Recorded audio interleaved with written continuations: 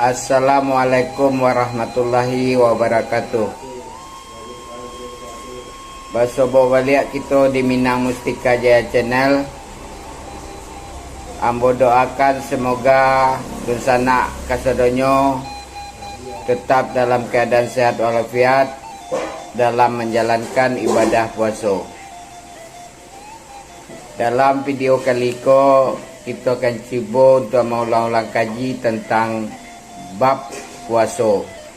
Mohon maaf sebelumnya, bukan ambo orang cadiak, bukan ambo orang pintar, cuma niko untuk mengulang-ulang, untuk mengenang-enangkan kepada diri ambo sendiri, khususnya mungkin untuk dunsana pada umumnya. Mari kita cuba sama dengarkan. Syarat wajib puasa. Yang pertama Islam, yang kedua balik, yang ketiga barakah, yang keempat sihat, yang kelima bermukim tetap atau indak musafir, yang keenam suci dari haid dan nifas. Syarat sah puasa. Yang pertama Islam, yang kedua barakah dan mumawis, yang ketiga suci dari haid dan nifas, yang keempat nyato masuknya bulan Ramadan.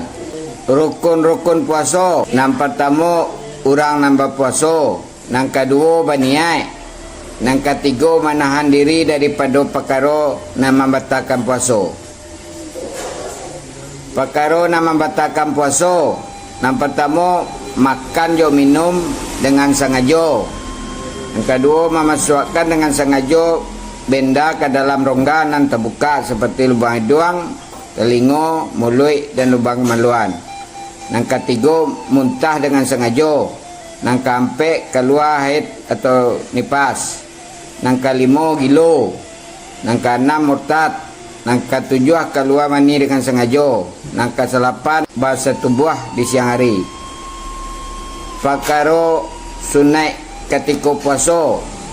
Yang pertama mensegerakan berbuka puasa. Yang kedua berbuka dengan nan manis, disunahkan dengan kurma. Yang ketiga baca doa.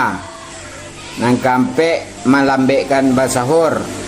Yang kelima banyakkan baca Al-Quran, berzikir, berselawat dan membuat amal kebaikan. Yang keenam senantiasa bersedekah. Yang ketujuh jauhkan diri daripada mauta-uta perkara dan sia-sia dan perbuatan yang tidak ada membawa manfaat. Yang ke-8 mandi junub lebih awal sebelum masuk waktu subuh.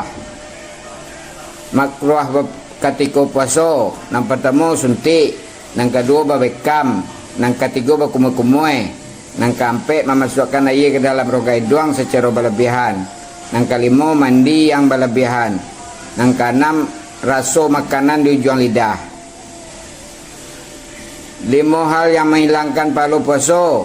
Pertama berdusta, kedua bergibah, yang ketiga adu domba, yang keempat sumpah palsu, yang kelima memandang seseorang dengan nafsu syahwat, yang keenam mengeluarkan kata-kata keji dan cacian serta makian.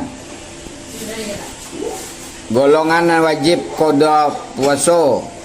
Yang pertama orang yang sakit, yang punya ada harapan untuk cegah. Yang kedua orang yang musafir. Yang ketiga orang yang kedatangan haid dan nifas. Yang keempat orang yang meninggalkan niat puasa. Yang kelima orang yang bersengaja melakukan perkara-perkara yang membatalkan puasa. Yang keenam orang yang pitam atau mabuk.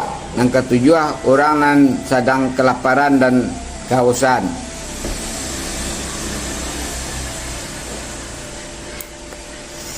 Mereka yang dikenakan membayar fidyah dalam puasa. Yang pertama orang yang tidak dapat mengkada puasa sehingga masuk Ramadan kali kedua. Fidyahnya 1,5 liter bareh untuk setiap hari yang ditinggalkannya, di samping mengkada puasanya bagi setahun yang tertinggal. Kalau tidak dikada sehingga melampaui 2 tahun, maka dikenakan 3 liter tetapi puasa tetap harus 1 hari. Yang kedua, orang sakit yang tidak ada harapan untuk cegah. Yang ketiga, orang yang terlalu tua tidak berdaya untuk berpuasa. Yang keempat, orang yang ada koda puasa tetapi meninggal dunia sebelum sempat berbuat demikian. Fidyahnya dibuat oleh kerabat si mayit atau si almarhum, diambil dari pada haratu pusakonya. Yang kelima, padusi nama mengandung, nama menyusui anaknya perlu mengkoda puasa dan membayar fidyah 1,5 liter bareh bagi setiap hari yang ditinggalkannya. Demikianlah rencana di antara bab puasa yang bisa kita bahas dalam video ko. Mungkin selanjutnya akan dibahas di bab puasa dalam video berikutnya. Terima kasih atas perhatiannya. Mohon maaf atas segala kekurangannya. Wassalamualaikum warahmatullahi wabarakatuh.